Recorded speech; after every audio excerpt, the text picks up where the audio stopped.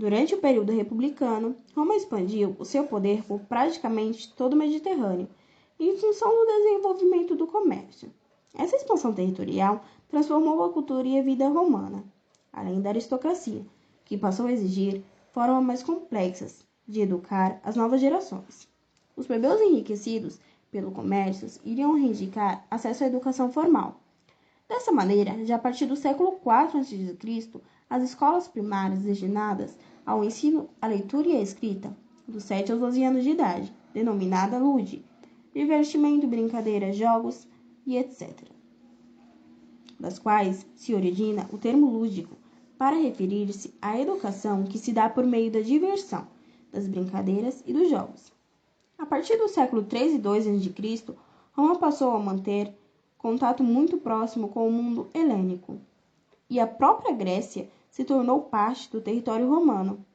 Essa proximidade com a cultura helênica influenciou enormemente a educação romana, tanto que o grego se tornou a segunda língua falada pelos indivíduos educados. Nesse período, foram criadas as escolas gramáticas, nas quais jovens dos 12 aos 16 anos aprenderam o clássico grego, além da aritmética, geometria, astronomia e retórica. No século I a.C., foram criadas as escolas superiores, frequentadas pela elite que nela se preparava para o exercício da vida pública, como políticos nas assembleias ou como juristas nos tribunais. Para tanto, necessitava estudar filosofia, direito e política. Para essa formação, era exigido um conhecimento enciclopédico, para o qual era quase obrigatória uma viagem de estudos à Grécia. Ainda no período republicano, disseminaram-se as escolas técnicas ligadas ao exército, à agricultura, ao artesanato de luxo, além do pedagogium, a primeira verdadeira escola profissional dedicada à medicina. Dentre os principais representantes desse período destacaram-se Cícero e Quintiliano.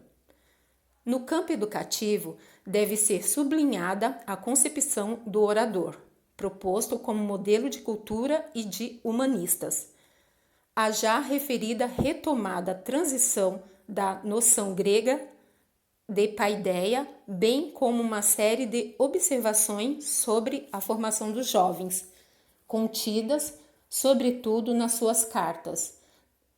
No De Oratore, publicado em 55 a.C., Cícero desenvolveu plenamente sua concepção educativa.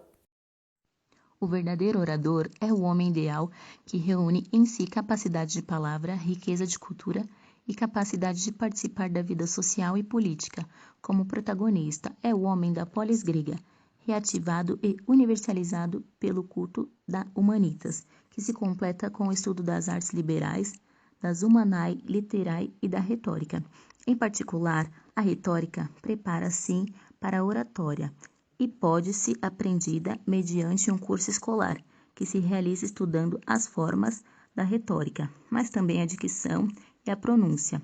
Um bom curso de oratória deve realizar-se por meio da leitura de textos, a composição de discursos e a participação na prática processual, com particular atenção ao estilo.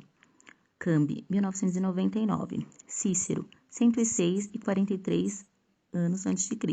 Se destacou entre os grandes pensadores romanos, por mais que sua filosofia não seja original, mas eclética. Ampliou sobremaneira o vocabulário latino, apoiado na larga experiência com o grego e na vasta erudição. Famoso pela oratória brilhante e contundente na qualidade de cônsul mais de uma vez, interferiu nos rumos da política do império, atividade intensa que culminou com seu assassinato. Homem culto de saber universal, Cícero valorizava a fundamentação filosófica do discurso, o que o diferenciava de seus conterrâneos, tornando-o dos mais claros representantes da humanitas romana. Para ele, educação integral do orador requer cultura geral, formação jurídica, aprendizagem da argumentação filosófica, bem como o desenvolvimento de habilidades literárias e até teatrais, igualmente importantes para o exercício da persuasão. Já Quintiliano, nascido na Espanha, é um dos mais respeitados pedagogos romanos. Ao contrário de Cícero, distanciava-se da filosofia, preferindo os aspectos técnicos da educação, sobretudo da formação do orador. Escreveu várias obras, com destaque para a educação do orador. Quintiliano valorizava a psicologia como instrumento para conhecer a individualidade do aluno. Não se prendia a discussões teóricas, mas procurava fazer observações técnicas e indicações práticas. Assim, os cuidados com a criança começam na primeira infância, desde a escolha da ama. Para a iniciação das letras, sugeriu o ensino simultâneo da leitura e da escrita, criticando as formas vigentes por dificultar a aprendizagem. Recomendava alternar trabalho e recreação, para que a atividade escolar fosse menos árdua e mais proveitosa. Considerava importante que a criança aprendesse em grupo, por favorecer a emulação de natureza altamente saudável e estimulante. No ideal da formação enciclopédica, Quintiliano incluiu os exercícios físicos, desde que realizados sem exagero. No estudo da gramática, buscava a clareza, a correção e a elegância. Valorizava os clássicos como Homero e Virgílio, reconhecendo na literatura não só o aspecto estético, mas o espiritual e o ético. Aranha, 1996, páginas 62 e 63. A educação nesse período caracterizava-se pela intervenção cada vez maior do Estado na educação, que se tornava mais complexa na sua organização, explicada pela forte burocratização do Império, que exigia a formação dos seus funcionários. Já no século I a.C., eram estimuladas a criação de escolas municipais em todo o Império. Inicialmente, o Estado interveio no ensino apenas como incentivador das atividades educacionais, que ainda estavam sob controle particular.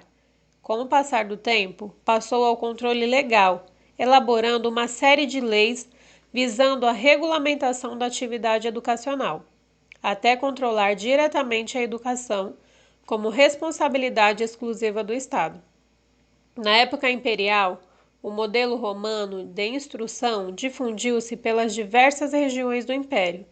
Assim, já a partir da época republicana tardia, começaram a ser introduzidas a cultura romana e as instituições educativas que a difundiam junto aos vários povos, instituindo escolas de gramática e de retórica. Desse modo, criou-se também uma unidade espiritual do Império, ligada à língua e às traduções literárias, romanizando regiões que eram diferentes e até discordantes entre si, pela etnia, pela crença religiosa, pelos costumes, pela língua.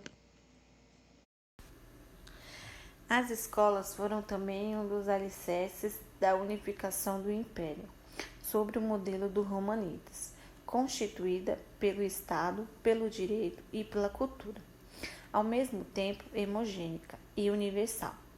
A política seguida pelos imperadores no âmbito escolar, como já salientamos, manteve fixo esse papel de romanização e de unificação, atribuindo à escola e à instituição a leitura dos mesmos textos, o estudo dos mesmos clássicos, a análise gramatical, sintática e estilística das mesmas línguas, grego e latim.